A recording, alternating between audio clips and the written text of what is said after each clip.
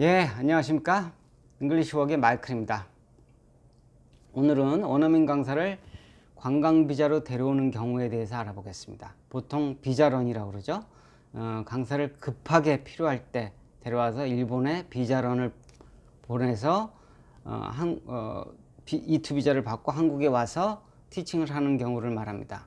그걸 갖다 일본 비자런이라고 그러죠. 예, 강사가 급할 때, 아주 급한 경우에 이런 비자런 방법을 사용합니다.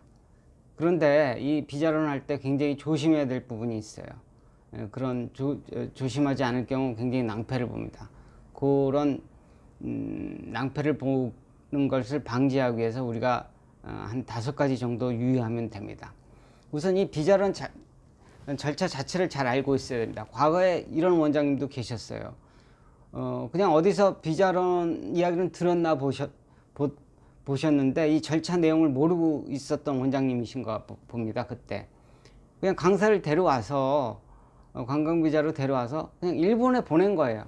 근데 그런 비자 절차를 밟으러 보낸 게 아니라 그냥 여행을 보냈어. 그러니까 이 원장님 자체는 강사를 데려와서 일본에 그냥 나갔다 오면 비자가 E2 비자가 생긴 줄 알고 이렇게 착각을 하고 계셨던 거예요. 그래갖고 세관원에서도 굉장히 황당한 소리도 듣고 원어민 강사도 황당하고 전부 다 황당한 상황에 빠진 거죠. 그냥 돈을 날린 거죠.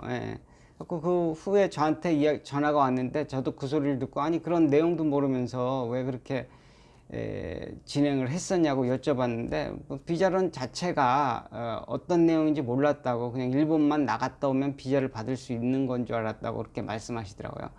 그러니까 뭘 이렇게 준비해서 보내실 때 좀 그 내용을 자세히 알고 보내시면 좀 좋았을 텐데 그러지 못한 케이스였던 것 같습니다.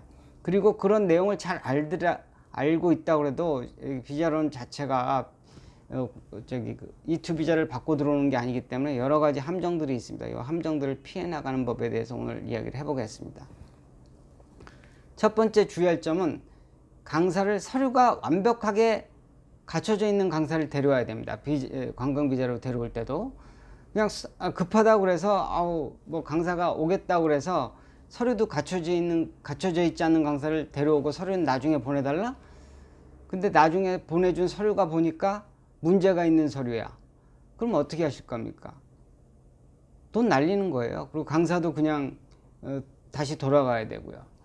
또 상황만 나빠지죠. 그러니까 반드시 강사가 서류가 완벽하게 갖춰져 있는 강사를 데려와야 됩니다. 그러니까 가령 그냥 데려와서 나중에 서류 체크하다가 범죄 경력 증명서에 범죄가 나온다든지 그 강사가 모를 수도 있어요. 오래전 이런 기억도 안 나고 또 이게 사소한 범죄라 뭐 혹시 안 나올 수 있겠거니 하고 생각하는 뭐 설마 그런 게 범죄 경력 증명서에 올라갔을까 하고 하는 강사들도 있습니다. 그러나 막상 그게 만약 범죄 경력 증명서에 나오면은 출입관리사무소에서 비자 받기가 힘든 거죠. 그러니까 반드시 서류를 완벽하게 갖춘 강사를 데리고 와야 된다. 관광 비자를 할 때 첫 번째. 두 번째는 서류를 미리 원장님이 받아야 됩니다. 받아놓고 오라고 그래야 됩니다. 만약 서류를 강사가 갖고 왔는데 본인이 들고 왔는데 학원이 좀 자기가 원했던 학원이 아니야. 그럼 그 서류 들고 다른 학원에 바로 갈 수 있어요. 그렇기 때문에 반드시 원장님은 서류를 미리 받아놓고 출입국 관리사무소에 제출을 합니다. 그리고 강사를 부르셔야 됩니다. 그러지 않고 서류를 강사한테 들고 오라고 그러고 비행기표를 끊어주면 선생님은 왔다가 다른 학원으로 갈 수도 있기 때문에 그것도 낭패보는 요인의 한 가지가 될 수가 있습니다. 반드시 계약서에 사인하고 서류를 받고 그 다음 부릅니다. 그리고 항공권 끊어줄 때도 마찬가지예요. 될 수 있으면 강사한테 스스로 끊고 리임버스 해주겠다고 하는 조건으로 데려와야 됩니다. 아니면 원장님이 강사를 항공권을 끊어줬는데 만약 먼저 끊어주는 상황이면 그건 반드시 서류를 갖다 받고 나서 끊어줘야 됩니다. 받지도 않는 상태에서 끊어주면 문제가 바로 생길 수가 있습니다.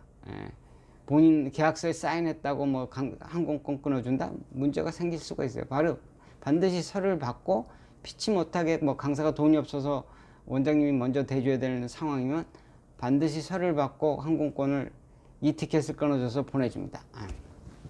그리고 세 번째는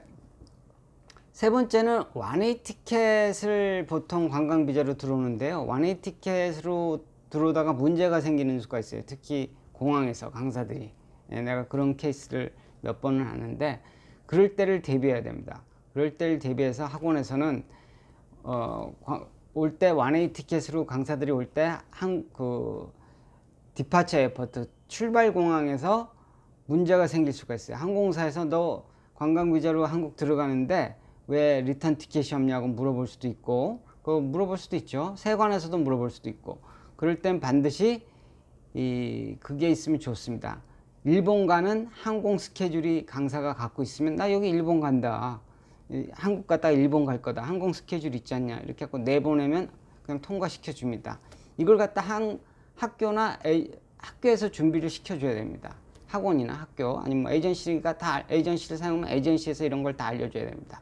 그래갖고 반드시 원웨이 티켓, 그러니까 한국에서 일본 가는 원웨이 티켓을 살 필요는 없어요. 절대 살 필요는 없고, 그냥 예약 스케줄만 하나 어디서 다운로드 받아갖고 선생님한테 보여주면서 이런 내용을 뭐 세관에서도 잡거나 아니면 항공사에서 너를 갖다 이와 관계돼서 물어보면 넌 반드시 이렇게 말해라. 그래갖고 알려주기만 하면 됩니다. 그 이메일을 보내놓고. 강사한테 하라고 그러면 잘 안 해요. 강사들은 까먹고 안 하고 그러기 때문에 이걸 다 하나씩 다 챙겨줘야 됩니다. 우리가. 학원에서 챙겨줘야 됩니다. 그리고 이제 와서, 한국에 와서 서류를 이제 제출한 상태에서 이제 비자 번호가 나오죠. 비자 번호가 나오면 이제 일본으로 비자를 하러 갑니다. 강사가 갈 때 이제 뭐 비자 번호도 알려주시고, 그다음 항공권 예약했겠죠, 호텔 예약했겠죠. 보통 2박 3일로 이제 됩니다. 일본 후쿠오카는 2박 3일로 되기 때문에, 그다음 뭐 비자 번호 갖고 가야 되고, 학원에 대한 정보, 그죠? 학원에 대한 주소, 학원 주소, 전화번호, 그다음 원장님 뭐 생년월일 이런 거, 뭐 기본적으로 집 주소, 강사 집 주소 이런 거 기본적인 건 다 정보를 갖고 가야 되겠죠. 비자 애플리케이션 폼에 작성하려면. 그리고 비자 애플리케이션 피도 당연히 갖고 가야 되고, 사진도 갖고 가야 되고, 증명, 여권 사이즈 사진 이런 거 다 준비시켜서 갖고 가야 됩니다. 그리고 반드시 또 필요한 게 뭐냐, 바로 일본 공휴일을 체크하는 겁니다. 일본 공휴일을 체크해갖고 가야지, 일본 공휴일을 체크하지 않고 갔다가는 이 예정 시간보다 훨씬 늦어질 수가 있어요. 다음날 신청하려고 했는데 그날이 공휴일이야. 받으러 간 날 또 신청해놓고 보니까 또 공휴일이야. 이러면 절대로 안 되죠. 그죠? 그러니까 바로 보내는 날 일본 공휴일이 껴있나 안 껴있나를 달력 보고, 구글에 체크해갖고 달력 보고 체크하고, 영사관이 그날 쉬는 날인지 반드시 확인 후 일본에 보내야 됩니다. 통상적으로 일본은 오전 9시에서 11시 사이에 그 비자를 접수받거든요. 그러니까 아침 빨리 가서 비자 접수 늦어지기 전에 9시에 가서 신청해 놓고, 보통 월요일 아침 9시에 접수하죠. 그 다음 밤에 수요일 날 1시에서 4시 사이에 비자 발급이 되니까 그 사이에 또 빨리 가서 받고, 수요일 날 한국 오는 비행기 타고 오면 됩니다. 그렇게 하고 비자런을 수속을 하면 됩니다. 그리고 마지막, 남아공 선생님들 문제인데, 남아공 선생님들은 일본으로 갈 수가 없습니다. 비자 받으러 일본으로 갈 수가 없어요. 그런 남아공하고 일본하고 그런 관광 비자 이 조약이 맺어져 있지 않기 때문에 남아공 선생들이 일본에 갈 수가 없습니다. 근데 홍콩에 보내는데요, 남아공 선생들은 홍콩에 가도 문제가 됩니다. 홍콩 세관에서 거부하는 경우도 있었고요. 그다음 올 때 또 한국 세관에서 거부하는 경우도 있었어요. 그러니까 남아공 선생들은 제가 될 수 있으면 비자런을 하지 마세요. 남아공 선생님들은 비자런에 한국 와서 이렇게 비자런 하는데 굉장히 문제가 되고 있습니다. 지금 남아공 현지 TV에서도 이런 게 문제점이 자꾸 나온다고 그러더라고요. 저도 몇 번 원장님들한테 전화를 받았는데, 남아공 선생님들은 될 수 있으면 그냥 현지에서 비자 받아오는 걸로 하는 게 좋습니다. 남아공 선생님들은 비자런 하다가 중간에 한국 못 들어오는 경우를 제가 많이 받고, 원장님들한테도 많이 그런 연락을 받기 받고 있기 때문에 남호공 선생님들은 저도 그런 부분이 무서워서 비자론을 하지 않고 있습니다. 예. 자, 오늘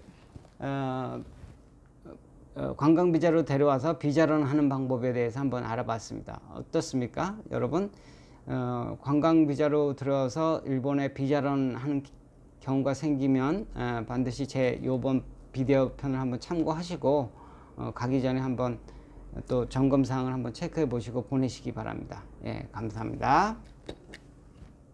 구독과 좋아요 부탁드립니다.